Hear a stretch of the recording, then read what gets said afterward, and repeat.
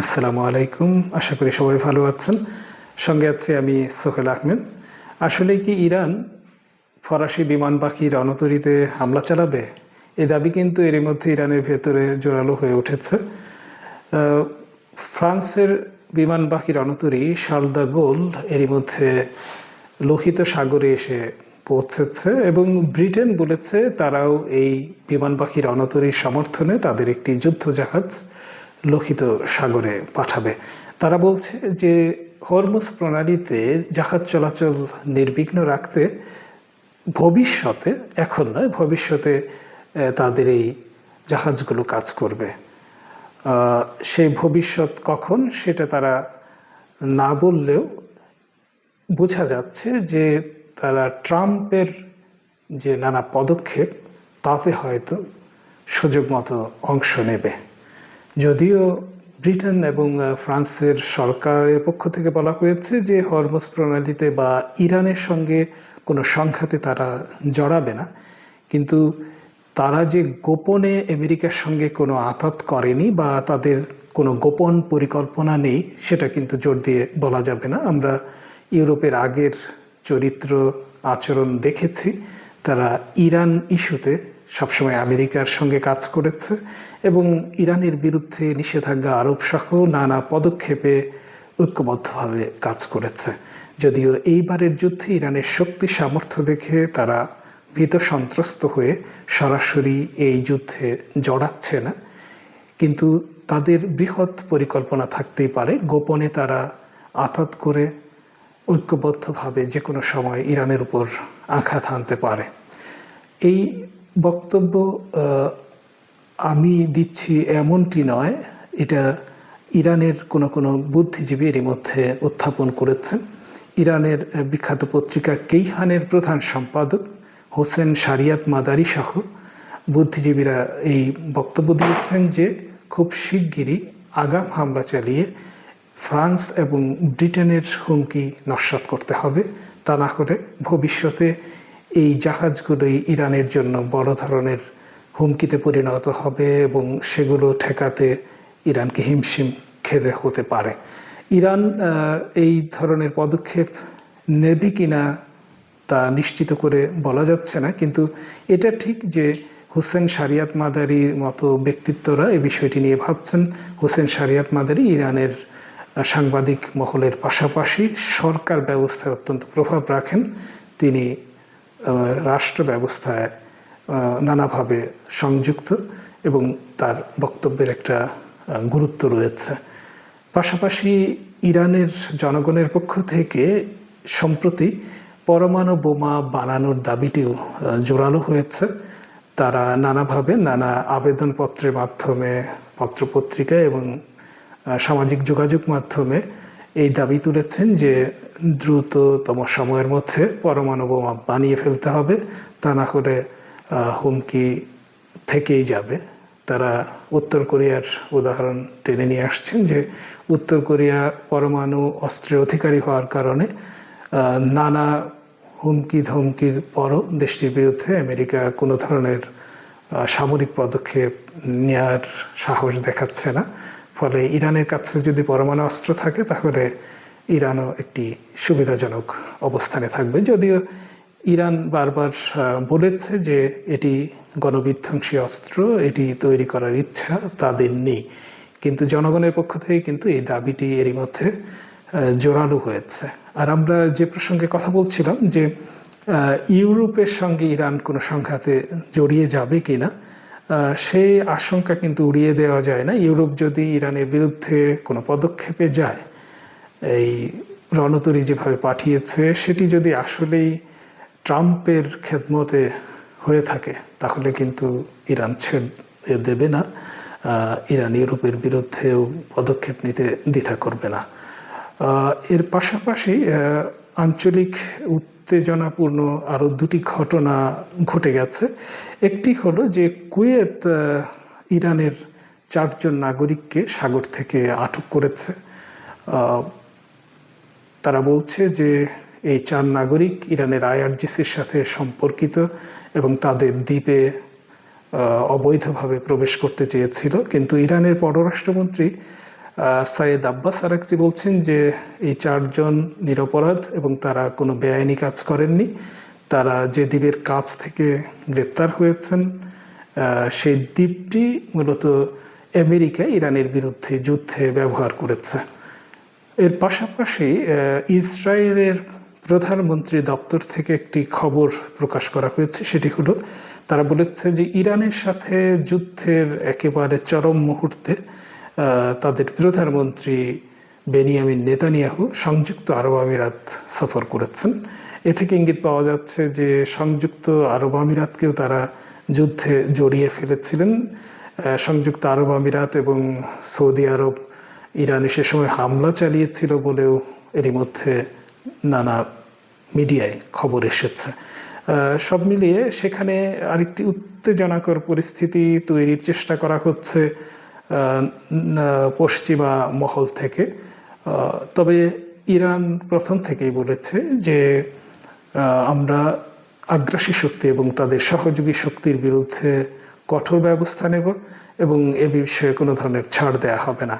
Iran তার অবস্থানে এখনো অটল রয়েছে এবং অটল থাকবে বলেই আমার ধারণা, কারণ ইরান এরই মধ্যে তার শক্তির প্রমাণ দিয়েছে।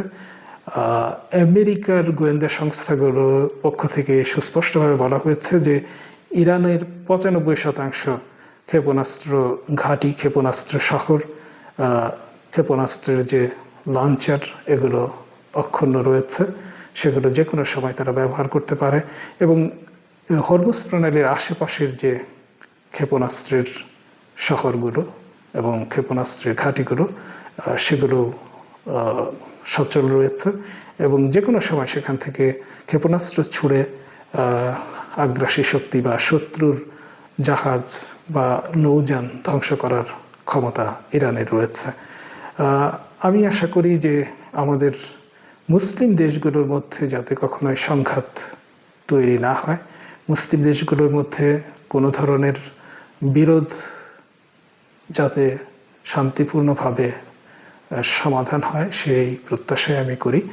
তবে আমাদের সবার মনে রাখতে হবে যে কারো বিরুদ্ধে কাউকে উস্কানি দিয়ে কারো সঙ্গে যুক্ত থেকে মুসলিম ভাইয়ের ক্ষতি করলে সেটা অবশ্যই নিন্দনীয় এবং সেটার জন্যে যার ক্ষতি হলো সে প্রতিশোধ নেয়ার অধিকার রাখে।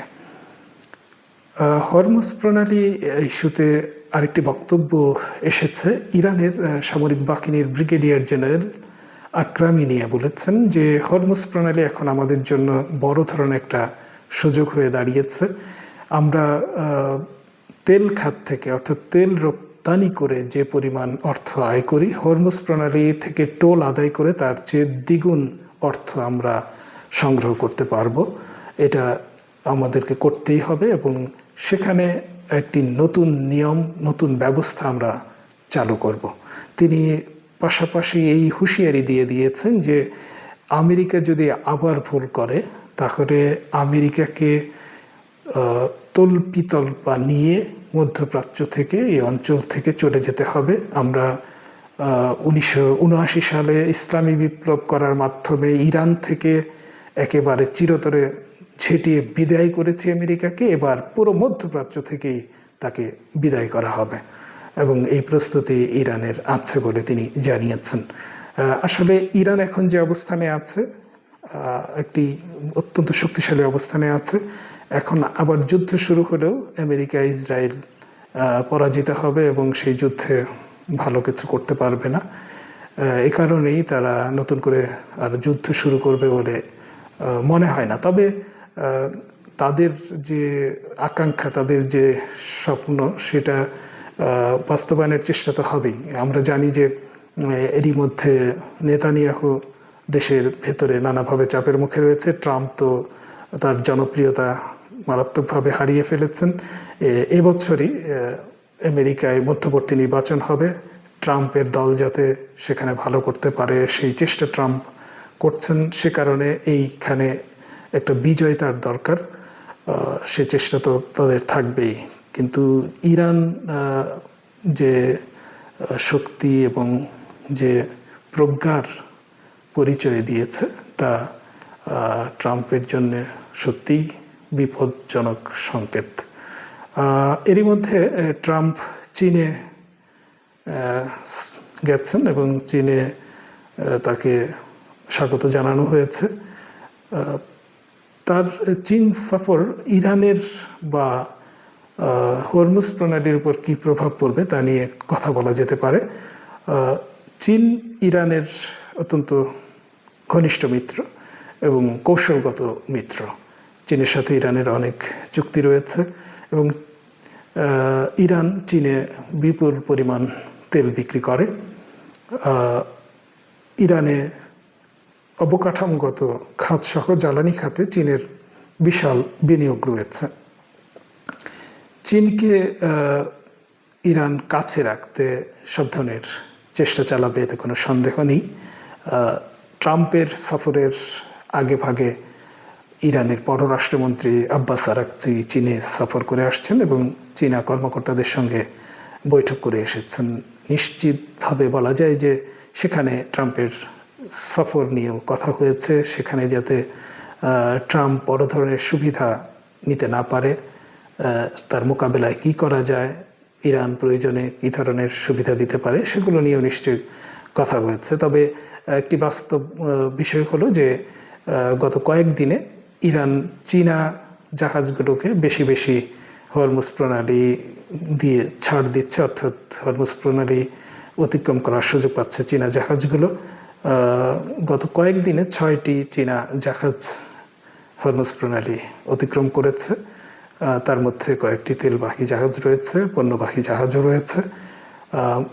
এর মাধ্যমে ইরান বুঝিয়ে দিচ্ছে যে হরমুজ প্রণালী যদি বন্ধ থাকে তাতে চীনের সমস্যা হবে না। চীন কৌশলগত এবং সাম্রাজ্যবাদ বিরোধী অবস্থানের একটি মিত্র হিসেবে এই প্রণালী ব্যবহারের সুযোগ পাবে। এ কারণে চীনে ট্রাম্পের যে সফর, এটা আমার কাছে মনে হয় ইরানের জন্য বড় ধরনের কোনো ক্ষতি বয়ে আনতে পারবে না। তবে এটা তো বলতেই হবে যে ট্রাম্প এই মুহূর্তে যেহেতু চীনে আছেন, তিনি চেষ্টা করবেন ইরানের সাথে যুদ্ধবিরতি বা ইরানের সাথে একটি স্থায়ী চুক্তির জন্য চীনের সহযোগিতা নেওয়ার। চীন এক্ষেত্রে হয়তো সহযোগিতা করবে, কিন্তু চীন কখনোই বড় ধরনের কোনো হস্তক্ষেপে যাবে না। চীনের নীতি অনেকটা মধ্যপন্থার মতো, অর্থাৎ তারা মধ্যপন্থা অবলম্বনে বিশ্বাস করে। ইরানের সাথে তাদের ঘনিষ্ঠ সম্পর্ককে অপব্যবহার করে কোনো ধরনের হস্তক্ষেপের সুযোগ তারা নেবে না। তবে ট্রাম্প তার চেষ্টা চালাবে, ট্রাম্প চেষ্টা করবে চীনকে দিয়ে ইরানের উপর চাপ দেওয়ার। তবে চীন সে কাজটি করবে বলে মনে হয় না। চীন জাতিসংঘ নিরাপত্তা পরিষদে এরই মধ্যে যে একটি প্রস্তাব আসছে বলে বলা হচ্ছে আমেরিকা বা তাদের মিত্রদের পক্ষ থেকে হরমুজ প্রণালী ইস্যুতে, সেখানে ভেটো দেবে, রাশিয়াও ভেটো দেবে, এটা মোটামুটি নিশ্চিত। ফলে চীনে ট্রাম্পের সফর নিয়ে আমি খুব একটা উদ্বিগ্ন নই। ট্রাম্প চীনে গেছেন একটি পরাজিত প্রেসিডেন্ট হিসেবে, পরাজিত শক্তি হিসেবে। ইরানের কাছে পরাজিত হওয়ার পর তিনি চীন সফর করছেন। তিনি আরও 2 মাস আগে চীনে যাবেন বলে কথা ছিল, কিন্তু তিনি ভেবেছিলেন যে ইরানকে কাবু করে, ইরানের বিরুদ্ধে একটি বড় বিজয় অর্জন করে বিজয়ী বেশে তিনি চীন সফর করবেন। সেই স্বপ্ন তার পূরণ হয়নি। এখন চীনে গিয়ে হয়তো তাইওয়ান ইস্যুতে 2 দেশের মধ্যে বড় ধরনের কোনো সমঝোতা হবে, বাণিজ্য যুদ্ধ যাতে বড় ধরনের কোনো প্রভাব ফেলতে না পারে 2 দেশের সম্পর্কে, সেটার একটি সুরাহা হতে পারে। কিন্তু আমি মনে করি যে ট্রাম্পের সফর ইরানের জন্যে খুব বেশি ক্ষতিকর কিছু হবে না। ধন্যবাদ সবাইকে। কথা হবে আবারও আগামী আসরে।